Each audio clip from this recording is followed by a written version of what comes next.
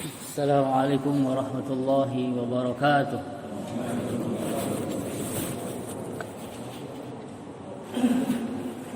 Alhamdulillahilladzi amarna bi an na'mala al-wajibati wan nawafil. Asyhadu an la ilaha illallah wa asyhadu anna Muhammadar Rasulullah. Wassalatu wassalamu ala Rasulillah sallallahu alaihi wasallam wa ala alihi wa sahbihi wa man tabi'ahum bi ihsan ila yaumil qiyamah, amma ba'du. Allahumma inna nas'aluka ilman nafi'an wa rizqan thayyiban wa amalan mutaqabbala. Allahumma anfa'na bima 'allamtana wa 'allimna ma yanfa'una wa zidna ilma. Allahumma inna na'udzu bika min ilmin la yanfa' wa min qalbin la yakhsha wa min nafsin la tasba' wa min da'watin la yustajabu laha. Amin. Allahumma amin. Jamaah salat subuh rahimani wa rahimakumullah. Kembali kita bersyukur kepada Allah Subhanahu wa taala. Pagi ini kita berada di ahad kedua dari bulan Muharram 1443 Hijriah.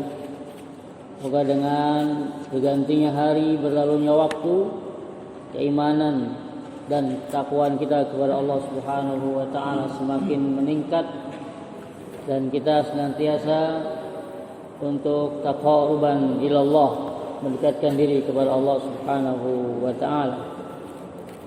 Insyaallah taala kita semua yang hadir pada pagi hari ini dalam keadaan sehat walafiat, senantiasa dalam lindungan Allah Subhanahu wa taala. Ada informasi yang disampaikan beberapa waktu yang lalu tentang kondisi pandemi saat ini, lebih khusus di DKI Jakarta, yang insyaallah banyak dari kita sudah mendengarnya, disampaikan oleh Pak Wakil Gubernur ya, per 16 Agustus 2021 mayoritas daerah di DKI Jakarta itu sudah kembali masuk zona hijau ya. Ada sekitar 26.200 RT sekian itu sudah masuk jalur hijau. Kemudian tinggal 100-an lebih zona kuning begitu. Kemudian juga ada 100-an lebih zona oranye, dan yang zona merah ada tinggal 3 RT. So, nggak tahu tuh di RT mana ya. Zona merahnya tinggal 3 RT. Ini menunjukkan disiplinnya warga Jakarta, melakukan prokes yang sangat baik sehingga ada penurunan kasus yang sangat signifikan. Semoga ini terus aman dan kembali seperti sedia kala. Pagi hari ini kita akan bahas ayat-ayat Allah Subhanahu wa taala ya, terkait dengan lelah yang disukai Allah Subhanahu wa taala. Ada 8 jenis lelah yang disukai Allah Jalla Jalaluhu. Berbicara masalah lelah adalah merupakan fitrah ya. Di dalam Al-Quran di surah Al-Balad Allah Subhanahu wa taala berfirman, laqad khalaqnal insana fi kabad. Sungguh manusia diciptakan dalam kondisi kabad. Kabad yang dimaksud adalah kelelahan. Manusia adalah makhluk yang lemah, sedangkan Allah Subhanahu wa taala adalah yang maha perkasa. Ada di antara makhluknya yang juga sangat kuat, ya, ini makhluk yang bernama malaikat. Allah Subhanahu wa taala menceritakan kondisi malaikat di surah Al-Anbiya, walahu man fis samawati wal ard wa man indahu la yastakbiruna an ibadatihi wa yastahsirun yusabbihuna al-laila wan nahar la yafturun. Dan baginya apa-apa yang ada di langit dan di bumi, dan di sisinya ada para malaikat la yastakbiruna an ibadatihi, yang tidak pernah angkuh, tidak pernah sombong untuk beribadah kepadanya. Ya, para malaikat adalah makhluk-makhluk Allah yang tidak pernah mendurhakai Allah Subhanahu wa taala. Mereka tidak angkuh untuk tidak beribadah kepada Allah Subhanahu wa taala. Mereka senantiasa sami'na wa ata'na terhadap perintah-perintah Allah Subhanahu wa taala, wa yaf'aluna ma yu'marun. Dan para malaikat itu tidak pernah letih, tidak pernah lelah.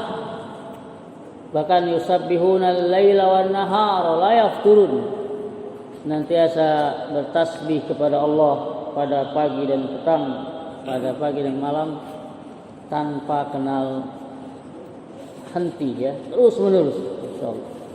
Itu makhluk Allah yang namanya malaikat. Berbeda dengan kita, manusia adalah makhluk yang lemah fitrahnya. Namun ada 8 jenis lah yang disukai Allah Subhanahu wa taala. Dengan mengetahui ini, ya, ada lelah kita jadikan lillah semata-mata karena Allah Subhanahu wa taala. Yang pertama adalah lelah yang disukai Allah, yaitu lelahnya orang yang mencari nafkah untuk keluarganya. Lelahnya orang yang mencari nafkah untuk keluarganya. Ya. Cari nafkah itu capek, ya. Ada istilah peras keringat, banting tulang, begitu, ya. Masya Allah. Ada juga ungkapan seorang ayah, seorang bapak itu rela menjadikan kepala menjadi kaki menjadi kepala. Mungkin kerjaannya ini, ya, apa namanya? Apa tuh biasanya itu yang suka sirkus, ya. Lelah begitu, ya. Nah, di dalam Al-Quran, diantaranya di surah Al-Jumu'ah ayat 10. Ya, insyaallah hafal, ya. Surah Al-Jumu'ah ayat 10. Bagaimana bunyinya? Fa idza qudiyatis sholatu fantashiru fil ardh wabtaghu min fadlillah wadhkurullaha katsiran la'allakum tuflihun. Ayat sebelumnya, ya ayyuhalladzina amanu idza nudiya lis-sholati min yaumil jumu'ati fas'au ila dzikrillahi wa dzarul bai' dzalikum khairul lakum in kuntum ta'lamun. Jadi ayat 10, apabila engkau telah selesai melakukan sholat, jadi yang dimaksud adalah ayat sebelumnya, ya, sholat Jumat. Fantashiru fil ardh, maka bertebaranlah kamu di muka bumi, ya. Dan kerja kembali bekerja, begitu, ya, berdagang kembali berdagang. Kemudian yang biasa ngobjek biasa ngobjek, gitu, ya, kembali lagi bisnis, begitu. Fantasiru fil ardh, bertebaran di muka bumi. Wabtagu min fadlillah, cari karunia Allah. Wazkurullaha katsira, dan berzikirlah kepada Allah dengan zikir yang banyak. La'allakum tuflihun, agar kalian beruntung. Insyaallah ini menandakan bahwa ada korelasi yang kuat antara ibadah yang namanya sholat dengan rizki, begitu ya. Ada hubungan yang kuat antara sholat dan rizki. Bahkan di penghujung ayat-ayat surah Al-Jum'ah Allah nyatakan wallahu khairur razikin. Allah adalah pemberi rizki yang terbaik. Sangat ada memang kaitannya antara ibadah yang namanya sholat dengan rizki. Bagaimana yang pernah juga kita bahas di antara di surah Toha ayat 132. Ini ayat menandakan ada hubungan yang kuat antara sholat dan rizki. Tentunya dengan satu catatan, sholatnya harus berkualitas. Sholatnya harus sesuai dengan tuntunan Nabi Sallallahu Alaihi Wasallam yang Nabi katakan sallu kama ra'aitumuni usolli. Dalam surah Toha ayat 132 Allah berfirman wa'mur ahlaka bis salati wastabir 'alaiha la nas'aluka rizqa nahnu narzuquka wal 'aqibatu littaqwa. Wa'mur ahlaka, perintahkanlah keluargamu bis salati, untuk salat. Wastabir 'alaiha, dan salat itu adalah perkara yang ibadah yang berat. Kata Allah Subhanahu wa taala, la nas'aluka rizqa, kami tidak minta rizki kepadamu. Nahnu narzuquka, bahkan kami yang memberi rizki kepadamu. Wal aqibatu littaqwa, sudah yang baik adalah bagi orang-orang yang bertakwa. Imam Ibnu Katsir rahimahullah ta'ala dalam kitab tafsirnya ketika menjelaskan ayat yang mulia ini surah Toha ayat 132, kata beliau idza aqamtas shalah ya'ti rizqum min haitsu la yahtasib. Apabila engkau mendirikan salat, maka rezeki akan datang kepadamu dari arah yang kamu tidak sangka. Ya, jadi ada hubungan yang kuat antara sholat dan rizki. Kemudian tadi sholatnya pun harus sholat yang berkualitas. Harus merespon ibadah yang namanya sholat itu dengan semangat, ya. Bagaimana dicontohkan oleh para salafus saleh. Seperti Imam Ahmad, ya, khusus sholat subuh beliau berangkat ke masjid. Padahal waktu sholatnya masih lama, sudah berangkat. Ada juga yang mengatakan ma sami'tul azan munzu salasina sanah min kharijil masjid. Sa'id al-Musayyab katakan aku tidak pernah mendengar azan selama 30 tahun dari luar masjid. Menandakan beliau ketika azan berkumandang sudah ada di dalam masjid. Allahu Akbar. Semangatnya orang-orang soleh terdahulu ketika merespon ibadah yang namanya sholat. Lelahnya kita mencari nafkah untuk keluarga, ternyata itu merupakan amalan yang disukai Allah Subhanahu wa taala. Mengingat hal ini, maka kita akan semangat dalam mencari nafkah karena merupakan hal yang disukai Allah Subhanahu wa taala. Yang kedua, lelahnya juga yang disukai Allah adalah lelahnya orang yang berjihad di jalan Allah Subhanahu wa taala. Ya. Di antara dalam surah Taubah ayat 111 Allah Subhanahu wa taala berfirman, "Innallaha ashtara minal mu'minina anfusahum wa amwalahum bi anna lahumul jannah."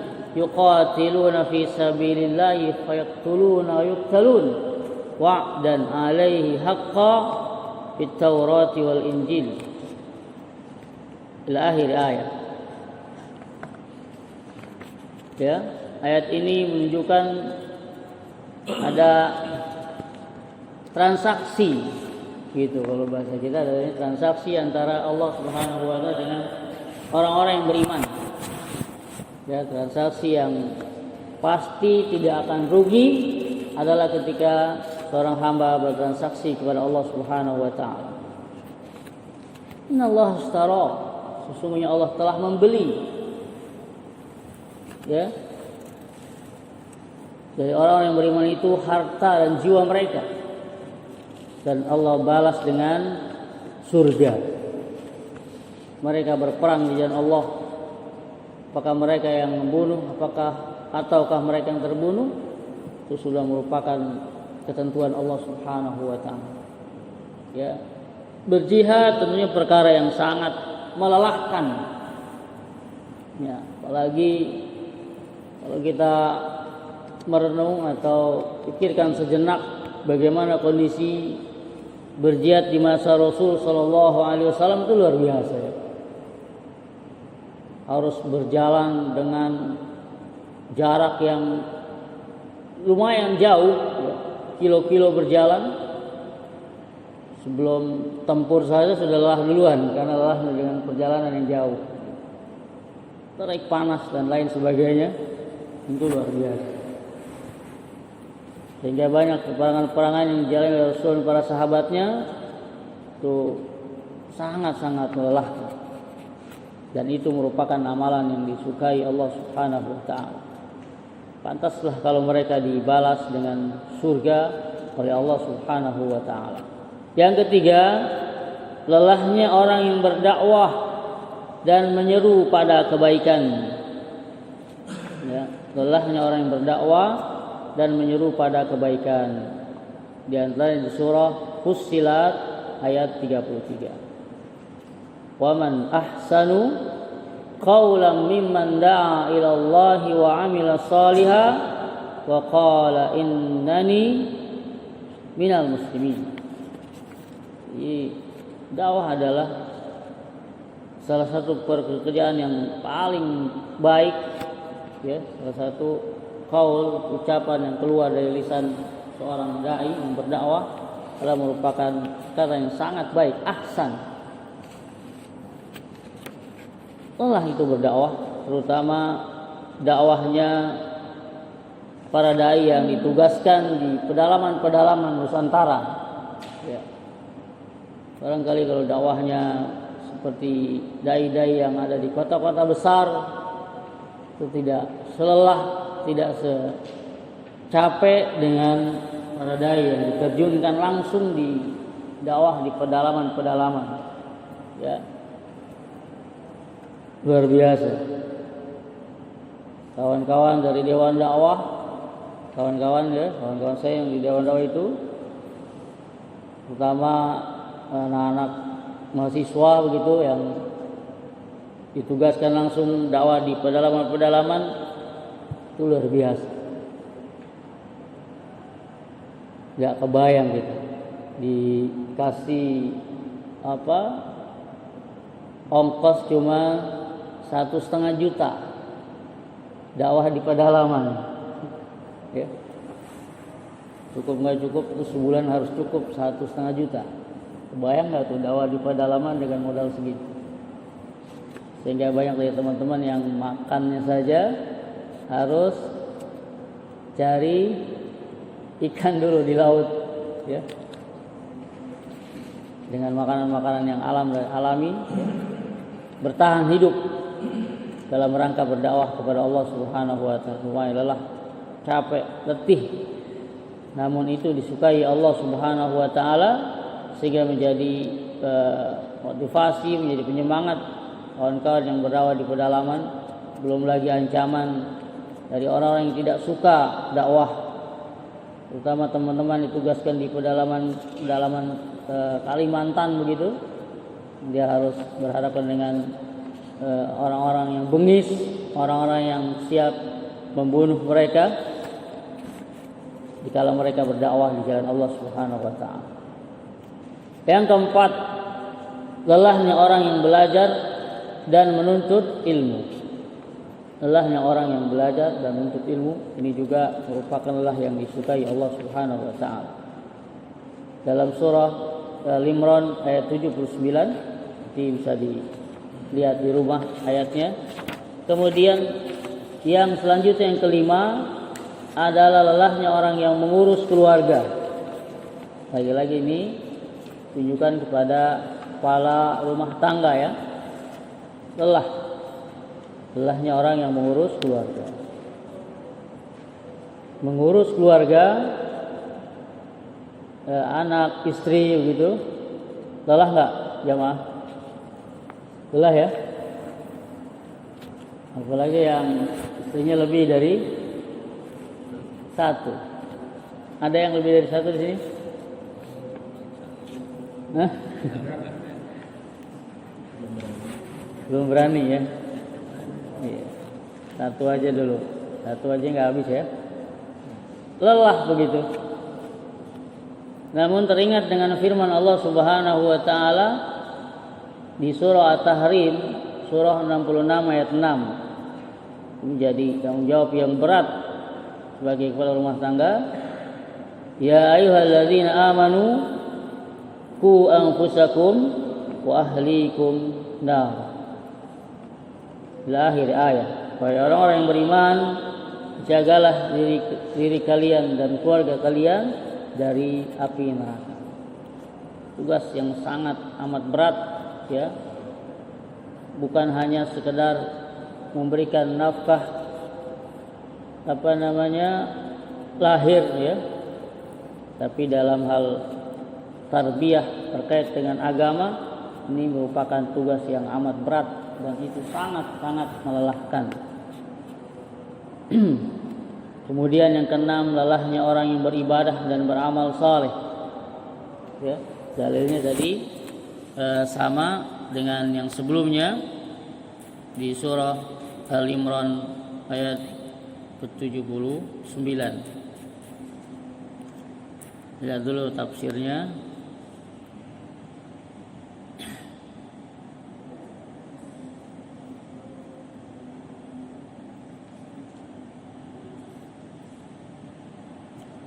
Allah Subhanahu wa taala berfirman, "Ma kana li basharin ayyutiyahu Allahul kitaba wal hukmata wan nubuwah summa yaqula lin-nasi kunu ibadan li min dunillah." Tidak wajar bagi seseorang manusia yang Allah berikan kepadanya Alkitab, hikmah dan kenabian, lalu dia berkata kepada manusia, hendaklah kalian menjadi penyembah-penyembahku, bukan penyembah Allah. Ya. Maksudnya tidak layak bagi seorang manusia yang diberi Alkitab, hikmah dan kenabian berkata kepada manusia, sembahlah aku bersama Allah. Apabila hal ini tidak layak bagi seorang nabi dan tidak pula bagi seorang rasul, terlebih lagi bagi seorang manusia selain dari kalangan para nabi dan para rasul. Ya, karena itulah Al-Hasan Al-Basri mengatakan bahwa tidak layak bagi seorang mukmin memerintahkan kepada manusia untuk menyembah dirinya. Ya, di akhir zaman banyak ya kita jumpai orang-orang model seperti ini. Dia mengajak manusia, menyuruh manusia untuk menyembah dirinya. A'udzubillah min dzalik.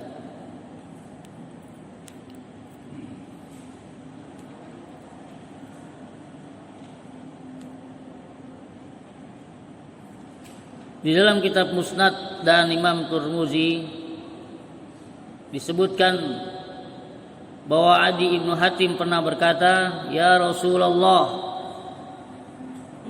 ma abduhum?"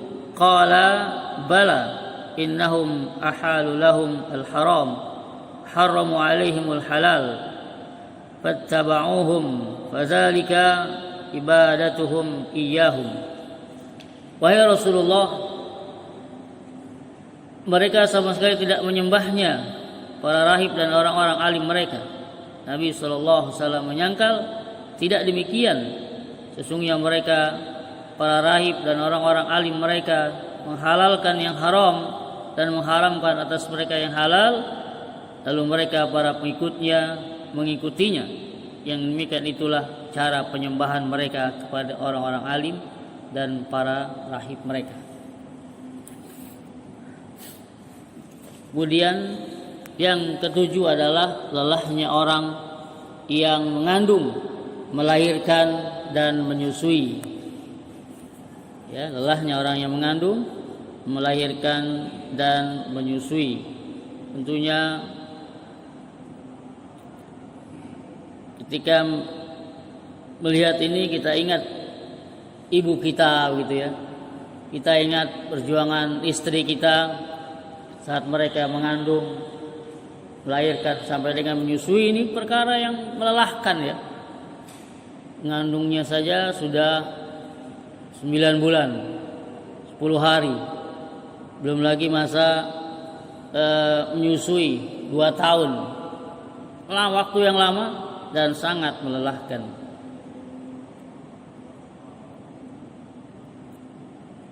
Di dalam Al-Quran di surah Luqman ayat 14 Allah Subhanahu wa taala berfirman, "Wassaynal insana biwalidayhi hamalathu ummuhu wahnan ala wahnin wa fisaluhu fi amain." Dan dia perintahkan kepada manusia berbuat baik kepada 2 orang ibu bapaknya. Ibunya telah mengandungnya dalam keadaan lemah yang bertambah-tambah. Wahnan ala wahnin, lemah yang bertambah-tambah, sangat lemah. Mujahid mengatakan yang dimaksud dengan al-wahan ialah penderitaan mengandung anak. Menurut Qatadah maksudnya ialah kepayahan yang berlebih-lebihan. Sedangkan menurut atau Al-Khurasani ialah lemah yang bertambah-tambah. Wa fisaluhu fi amain, dan menyapinya dalam 2 tahun. Insyaallah. Yani mengasuh dan menyusuinya setelah melahirkan selama 2 tahun, seperti yang disebutkan dalam ayat lain. Walal walidatu yurdi'na auladahunna haulaini kamilain liman arada ayyutimma radha'ah. Para ibu hendaklah menyusukan anak-anaknya selama 2 tahun penuh. Itu bagi yang ingin menyempurnakan penyusuan. Sangat melelahkan, dan ternyata itu termasuk amalan yang sangat disukai Allah Subhanahu wa taala. Kemudian yang terakhir adalah lelahnya orang yang dalam kesusahan dan sakit, ya. Lelahnya orang yang dalam kesusahan dan sakit, terutama sakit yang saat ini diderita oleh saudara kita yang namanya corona, begitu ya. Ada seorang ustadz yang juga terpapar COVID, ya, bercerita dan pesan sama saya, Ustaz, jaga, betul-betul jaga kesehatan antum dah ya. Dia rasakan itu ketika mengalami itu 2 minggu lebih ya. Wah, nafas yang tersengal-sengal begitu. Luar biasa Ustaz, antum jaga kesehatan, jangan sampai terkena seperti ini ya.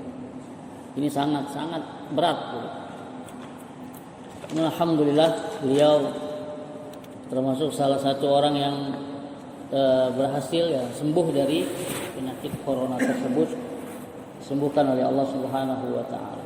Ini dan penyakit-penyakit lainnya yang juga sangat melelahkan. Namun Rasul sallallahu alaihi wasallam mengatakan dalam sebuah hadis sahih, ada 2 sifat orang beriman yang ini tidak dimiliki oleh siapapun kecuali oleh orang yang beriman. Hebatnya orang yang beriman itu, kata Rasul, ajaban li amril mu'min. Sungguh ajaib orang yang beriman itu. Sungguh takjub aku dengan orang yang beriman. In asabatu sarra'u syakar. Orang-orang beriman itu kalau diberikan kesenangan, kesehatan, dia bersyukur. Wa in asabatu darra'u sabar. Kalau ditimpa kemudaratan, ditimpa rasa sakit, sabar. Orang beriman itu bersabar. Walaisa zalika li ahadin lil mu'min. 2 sifat ini, syukur dan sabar, tidak dimiliki oleh siapapun kecuali orang-orang yang beriman. Mudah-mudahan 2 sifat ini pun ada pada kita. Senantiasa bersyukur dan senantiasa bersabar karena Allah Subhanahu wa taala. Semoga Allah Subhanahu wa taala senantiasa meridhoi dari setiap lelah yang kita lakukan dalam kehidupan kita sehari-hari. Aqulu qouli hadza wa astaghfirullah li wa lakum. Ini yang bisa disampaikan. Semoga Allah mengampuni kita semua. Subhanakallahumma wa bihamdika asyhadu an la ilaha illa anta astaghfiruka wa atubu ilaik. Ila liqa'i ma salama. Assalamualaikum warahmatullahi wabarakatuh.